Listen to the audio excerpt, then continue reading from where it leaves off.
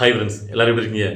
எனக்கு தெரிஞ்சு தமிழக அரசியல் வரலாற்றிலேயே ஒரு சிபிஐ விசாரணைக்கு இப்படி கருப்பு சட்டையை போட்டுக்கிட்டு கெத்த கையை காட்டிக்கிட்டு சிரிச்சுட்டே போனது தளபதி விஜயன் மட்டும்தான். இதுக்கு முன்னாடி நம்ம எப்படி பார்த்துருக்கோம்? ஐயோ அம்மா காப்பாத்துங்க அப்படின்னு கூக்குரலில் கேட்டிருக்கோம். இல்லை நெஞ்சை பிடிச்சிட்டு ஐயோ அப்படி படுக்கிறத பார்த்துருக்கோம். ஸோ தளபதி விஜயன் மட்டும்தான் இதுவும் கடந்து போகும், அரசியல்னு வந்தாச்சு, இதெல்லாம் ஒரு மேட்ரா அப்படிங்கிற மாதிரி கேஷுவலாக போயிட்டு வந்தார். ஸோ ஏன்னு கேட்டிங்கன்னா இது வேறு ஆல்ரெடி தளபதி விஜயபுர சைட்லேருந்து சிபிஐ விசாரணைக்கு கேட்டிருந்தது. ஸோ அதனால் நீதி வேணும், உண்மையிலே கேட்டிருக்காரு, அந்த நீதி கிடைக்கணும். ஓகேவா? அந்த வகையில் அவர் போய் விசாரணையை முடிச்சுட்டு வந்திருக்காரு. இன்னொரு சம்மனுக்கு நாங்கள் கூப்பிடுவோம் அப்படின்னு சொல்லியிருக்காங்க. இன்னொரு விசாரணைக்கும் போக வேண்டியது நினைக்கிறேன். கிட்டத்தட்ட அது வந்து 19ஆம் தேதி அப்படிங்கிற மாதிரி சொல்லியிருக்காங்க. இதுக்கு முன்னாடி இடையில பொங்கல் வருதுல்ல, அதனால் இப்போது இந்த ஒரு விஷயம் தான் பார்த்தீங்கன்னா டாக் ஆஃப் த டவுனாக இப்போ அங்கங்கே லோக்கல்லேருந்து நேஷனல் மீடியா வரைக்கும் பரவிட்டே இருக்குது. என்கிட்ட டெல்லிக்கு அவ்வளோக்குள்ள ஒரு பாதுகாப்பு கொடுத்து ஸோ விஜயவால் அப்படி போயிட்டு வந்தால் எங்களுக்கு தெரியும். ஸோ விஜயவாலுடைய லெவல் என்னங்கிறது எல்லாருமே உச்சனம் கேட்டிருக்காங்க, உலகத்தில் உள்ள எல்லா மக்களுமே. ஸோ அப்படிங்கும்போது இதை எப்படி பேசாமல் இருப்பானுங்க? அதில் இந்த மாங்கட்ட சாட்டை ஒரு ட்விட் ஒன்று போட்டிருந்தான். முதல்ல அவனுக்கு ஒரு செருப்படி கொடுத்துட்டு தான் நான் கண்டிப்பாக போவேன். ஏன்னு கேட்டிங்கன்னா சனியை சகரம் நம்ம பார்த்துருக்கோம். சனியை சாட்டினா அது அவன் தான். என்ன கேட்டிங்கன்னா ட்வீட் போட்டிருக்கானா, என்ன பெரிய எதிர்ப்பு கட்டார், கருப்பு சட்டையை போட்டு எதிர்ப்பு கட்டுறாரா? அவருக்கு பின்னாடி பாடி சோடாக்கள் கூட தான் டெய்லி கருப்பு சட்டை போடுறாங்க. உடனே எதிர்ப்பு தெரிவிக்கலாம் அர்த்தம் ஆயிருமா? அதாவது எவனா ஜோசியக்காரன் சொல்லியிருப்பான், சனியை உச்சத்தில் இருக்கு உனக்கு, அதனால கருப்பு சட்டையை போடு அப்படின்னு சொல்லியிருப்பான், அதனால கருப்பு சட்டையை போட்டு போறாரு அப்படின்னு ஒரு ட்வீட்டை போட்டிருக்கான். அதை பார்த்த உடனே அவனுக்கு என்ன தோணும்? ஏண்டா அதனால தான் நொன்ன அப்பப்போ கருப்பு சட்டையை போட்டு அலையிறாரா சனியை உச்சத்தில் இருக்கிறனால? அதாவது சனியை எங்கே இருக்குன்னு தெரியாது, சனியும் உன் வாயில தான் இருக்கு. உன் நாகர வாயில தான் உன் கட்சி அழிய போகுது. என்னைக்காவது அந்த கட்சியை பலப்படுத்துற விதமா ஏதாவது நீ பேசியிருக்கியா? இல்லை ஒரு கோப்பா செய்வார் அந்த கட்சியில். ஆனால் மானங்கட்டம் வரலாம்.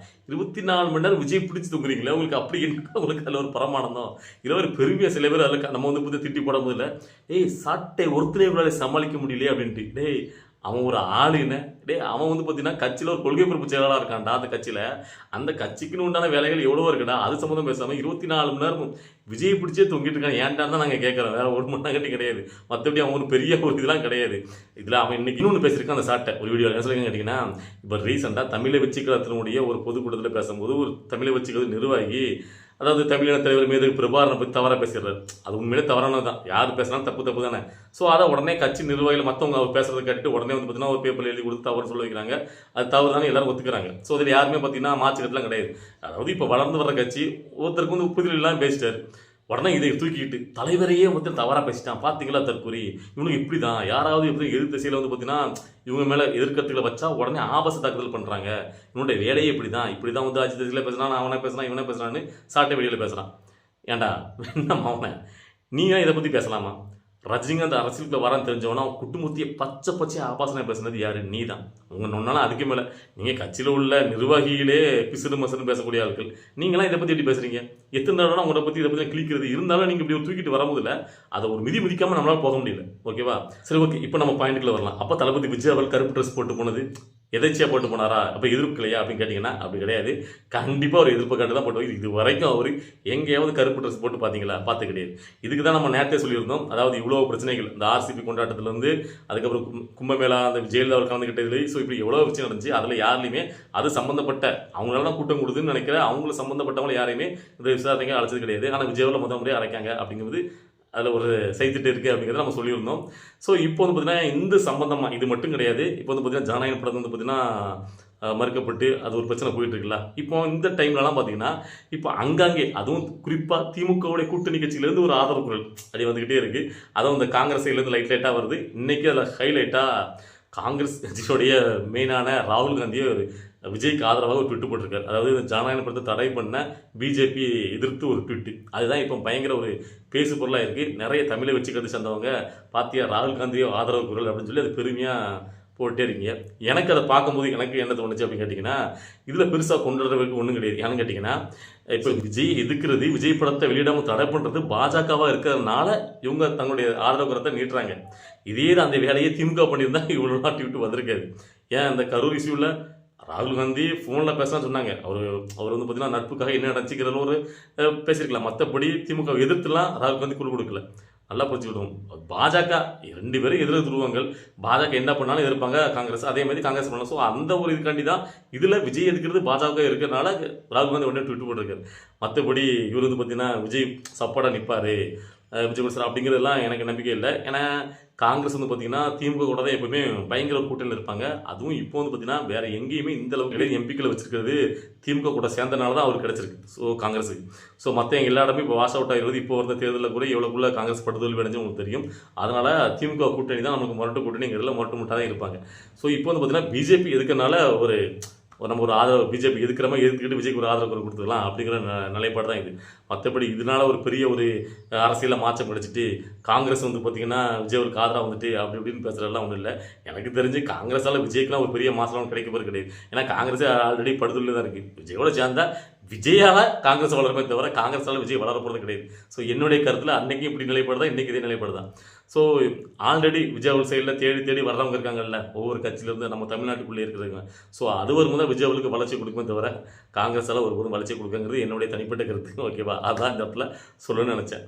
அதுக்கப்புறம் நேற்று ஒரு நண்பர் ஒருத்தர் நம்ம இதுக்கு முன்னாடி யாருக்குமே பேசுகிறேன் அந்த ஒரு டாபிக் எடுத்து இதை பற்றி நீங்கள் என்ன பேசாமல் விட்டுட்டீங்க, நினச்சா நீங்கள் இதை பற்றி பேசுவீங்க அப்படின்ட்டு கேட்டிருந்தார். என்ன டாபிக் கேட்டிங்கன்னா, இதுக்கு முன்னாடி நம்ம சொல்லியிருந்தோம்ல, அதாவது தளபதி விஜய் அவர்கள் பார்த்தீங்கன்னா ரம்ஜானுக்கு கொண்டாடிட்டாரு, அதேமாதிரி கிறிஸ்மஸுக்கும் கட்சி சார்பாக கொண்டாடிட்டாரு. ஸோ ஆனால் தீபாவளியை கொண்டாடலை, ஏன் கொண்டாடலை அப்படின்னு கேட்டிருந்தேன். அப்போ வந்து பார்த்தீங்கன்னா எல்லாரும் பார்த்தீங்கன்னா இல்லைனா பொங்கல் கொண்டாடுவார், நீங்கள் அவசரப்படாதீங்க அப்படின்னு எல்லாரும் கமெண்ட் போடுறோம். அப்புறம் நமக்கு தெரியும். ஸோ தீபாவளிக்கும் ஒரு இன்சிடென்ட் இருந்துச்சு.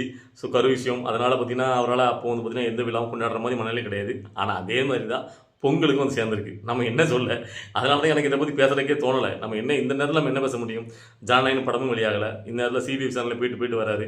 ஸோ அதனால் இதை பற்றி நான் பேச வேண்டாம்னு நினச்சிருந்தேன். ஸோ அந்த நண்பர் நம்மகிட்ட கேட்டிருந்தாரு, இல்லைனா எதில் இருந்தாலும் இப்போ எல்லா கட்சிகளும் அவங்களுடைய சார்பாக பார்த்தீங்கன்னா ஒரு பொங்கல் விழா கொண்டாடும் போது விஜய் கட்சி சார்பாக நடத்தணும், நல்லா தான் இருக்கும். இதை பற்றி நீங்கள் உங்களுக்கு தொண்டை சொல்லுங்கள் அப்படின்னாங்க. இதை பற்றி பெருசாக நம்ம வந்து சொல்கிறதுக்கு, ஏன்னா நிலைமை அப்படி இருக்கிறனால நான் என்னுடைய ஆதங்கத்தை எதையும் கொட்டுன்னு நினைக்கல. இருந்தாலும் கட்சி சார்பாக ஒரு விழாவை 2 நாள் முன்னாடி ஏதாவது ஒரு சிம்பிளாக கூட நடத்தினா கூட அது மக்கள் மனசில் ஒரு சந்தோஷம் கொடுக்கும். ஏன்னா படம் ரிலீஸ் ஆகலை, எல்லாமே ஒரு டல் அந்த இதிலே போயிட்டுருக்காங்க மோட்லேயே. அதனால் அது கட்சி சார்பாக முடிவெடுத்து அவங்க பண்ணாங்க அப்படின்னா தமிழை வச்சுக்கிறது சார்பாக ஒரு பொங்கலை அவங்க சிறப்பிச்சாங்க அப்படின்னா நல்லாயிருக்கும். ஆனால் மேபி அவங்க என்ன ஒரு ஐடியா தாட் வச்சுருந்தது தெரியல. ஒருவேளை இதெல்லாம் பிரச்சனைலாம் முடிஞ்சு ஜனநாயகம் வரும்போது மொத்தமாக ஏதாவது ஒரு செலிப்ரேஷன் மாதிரி கொண்டாடிலாம் நினச்சிருக்காங்களா இல்லை என்னங்கிறது நமக்கு தெரியல. இருந்தாலும் அந்த நண்பர் கேட்டதுனால இந்த விஷயத்த முன்னெடுத்து பேசுகிறேன், அவ்வளோதான். ஏன்னா மற்ற நேரம் இருந்தால் நம்ம வந்து பார்த்தீங்கன்னா பயங்கரமாக இதை பற்றி நான் பேச நினச்சிருந்தேன். ஸோ ஆனால் இந்த நேரம் சரியில்லாத நேரத்தில் நம்மளுக்கே புரியுது, நம்ம இவ்வளோக்குள்ளே விஜய் அவளுக்கு ஆதரிச்சுட்டு இருக்கோம், அவருக்கு என்ன நடந்துட்டுருக்கு, எவ்வளோக்குள்ளே பழி வாங்குறாங்க எல்லாத்தையும் பார்த்துட்டு இருக்கும்போது கரெக்டாக அது வந்து அமைஞ்சிருது. என்ன பண்ணி தொலைய எந்த பிரச்சனையும் இல்லைன்னு கேட்டிங்கன்னா அழகாக ஜானகி படம் ரிலீஸ் ஆகிருக்கும். பயங்கரமாக ஒரு பொங்கலையும் வெறித்தனமாக கொண்டுட்டுப்பாங்க, ஜகஜோதியாக இருந்திருக்கும். எல்லாத்துக்கும் ஒட்டுமொத்தமாக ஒரு ஆப்பாக இருக்கிறாங்க. ஆனால் இதுக்கு பதிலடியை தரமாக மக்கள் கொடுப்பாங்க. ஏன்னா இப்படி விஜய் அவர்களை பற்றி இப்போ எல்லாருமே பேச ஆரம்பிச்சுட்டு, இப்போ நான் ஊரில் வந்திருக்காங்க, இன்றைக்கி ஊரில் எல்லாத்தையுமே பார்த்தீங்கன்னா இதை பற்றி பேசும்போது எல்லாருக்குமே தெரியுது. பார்த்தீங்களா, இதுதான் நம்மளுக்கு தெரியுமே, ஜனநாயகம் பற்றி வெளியிட மாட்டேங்கிறது எல்லா சாதாரணப்பட்ட, அதாவது நம்ம கிராம சைட்லையும் கூட எல்லாருக்குமே பார்த்தீங்கன்னா அது தெளிவாக மனசில் பதிய ஆரம்பிச்சிட்டு, இவங்க வேணும்னே பக்காவாக பிளான் பண்ணி பண்ணுறாங்க. ஸோ அதனால் விஜய் வந்து பார்த்தீங்கன்னா கண்டிப்பாக அரசியலில் ஒரு ஜெயிப்பார் அப்படின்ட்டு. இன்னொரு குரூப் என்ன சொல்லுது கேட்டிங்கன்னா, இல்லை விஜய் அவரில் கண்டிப்பாக பிளான் பண்ணி இவனை ஜெயிலில் அடைச்சிருவாங்க. ஸோ அவருக்கு வந்து பார்த்தீங்கன்னா இனிமேல் அவர் நிற்கிறதுக்கு வாய்ப்பெல்லாம் போயிடும், அவர் வேறு யாரையாவது அவர் சார்பாக நிப்பாட்டி அவங்க அம்மா அப்படி ஏதாவது சொல்கிறாங்க அப்படி நிப்பாட்டி தான் ஜெயிக்க வைப்பார். ஆனால் அப்படின்னா கூட விஜய் அவர்களுக்கு ஒரு மாதம் ஏறி போய் தான் விஜய் கட்சி தான் ஜெயிக்கும் அப்படின்னு ஒரு குரூப் பேசுது. ஸோ அந்தளவுக்கு பரபரப்பாக விஜய் அவர்கள் ஒரு அரசியலை மாற்றிட்டாருங்கிறது நல்லாவே நம்மளுக்கு தெரியுது. ஏன்னா வேறு எந்த ஒரு கட்சி இப்படி ஒரு வருஷத்துல இவ்வளோக்குள்ள ஒரு பேசு பொருளாக மக்கள் மனசில் இவ்வளோக்குள்ள ஒரு இடத்த பிடிச்சிப்பான்னு எனக்கு தெரியல. ஸோ அந்தளவுக்கு எல்லாம் போகிற பக்கம்லாம் தெரியுதுங்க. ஸோ அப்போ அவருக்கு எந்த அளவுக்கு ஒரு முக்கியமான ஒரு அஸ்திரமாக மாறி இருக்கு. அதனால தான் அவருக்கு இவ்வளோக்குள்ள ஒரு எதிர்ப்புகள் கங்கணம் கட்டிட்டு இருக்கானுங்க.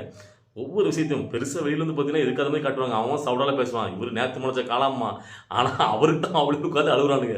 பயங்கரமாக ஒப்பறிக்கணும். பார்த்தீங்கல்ல, நாம் தெலுங்கு கட்சி இது வரைக்கும் வேறு எவனை பற்றியும் இந்த கடந்த 10 நாளாக பார்க்குறேன். எனக்கு எந்த திமுக பண்ணிட்டு அட்டுள்ளைகள் திமுக 3000 கொடுக்குது, கரெக்டாக தேர்தலுக்காக லேப்டாப் எல்லாமே பண்ணுறாங்க. அதை பற்றி விமர்சனம் பண்ண மாட்டேங்கானுங்க. முழுக்க விஜய் பிடிச்சி விஜய் அப்படி பண்ணிட்டாரு, விஜய்க்கு வந்து எதுக்கு தைரியம் இல்லையா, அவர் தொடர் நிற்கி அப்படி இப்படின்னு லூசுத்தனமாக பேசிட்டு இருக்கானுங்க. ஸோ அப்போ முழு ஃபோக்கஸும் தமிழ்நாட்டு அரசியலே விஜய் அவரை சுற்றி நடந்திருக்கு. விஜய் அவர்கள் என்ன முடிவு எடுக்க போகிறாரு, அவர் இதனால என்ன அப்படிங்கிற ஒரு பேசு பொருளாக பயங்கரமாக ஒரு அரசியலில் மாற்றி போட்டுக்கார மனுஷன். அதனால் எனக்கே ஒரு ஆச்சரியமாக இருக்குது. நம்ம ஊர் மக்கள் எல்லாருமே பார்த்திங்கன்னா இதை உச்சு கவனிக்கிறாங்களே அப்படின்ட்டு. ஏன்னா எல்லாருக்குமே தெரிஞ்சிருக்கு இது வேணுன்னே பிளான் பண்ணி பண்ணுறாங்கிறது. நம்ம வந்து பார்த்திங்கன்னா அரசியல் டெய்லி பார்த்துட்ருக்கோம். ஸோ நம்மளுக்கு என்ன நடக்குது. ஆனால் சாதாரணப்பட்ட மக்களுக்கும் ஜனநாயக படத்தை வேணுன்னே பண்ணிட்டாங்க, அவரையும் ஏதாவது பண்ணுவானுங்க, ஸோ பாவம் அவர் எப்படியா ஜெயிக்கணும் அப்படிங்கிற எண்ணம் கிராமப்புறத்தில் உள்ள மக்கள்கிட்டையும் வந்திருக்கு. ஸோ அதனால தான் சரி ஓகே, எது இந்த எதிரிகள் பண்ணாலும் அது விஜய் அவர்களுக்கு மேன்மேலும் வளர்ச்சியை தான் கொடுக்குது அப்படிங்கிறது நம்மளுக்கு உணர முடியுது. ஸோ உங்களுக்கு எப்படி தோணுது இதெல்லாம் நடக்கும்போது? ஸோ இன்றைக்கி நம்ம பேசுகிற விஷயங்கள் ஏதாவது உங்களுக்கு மாற்றிக்கிறதா சரி, எதாக இருந்தாலும் உங்களுடைய கருத்துக்களை கமெண்ட்டில் பதிவு பண்ணுங்கள். நம்ம அடுத்த வீடியோவில் பார்க்கலாம். பாய்.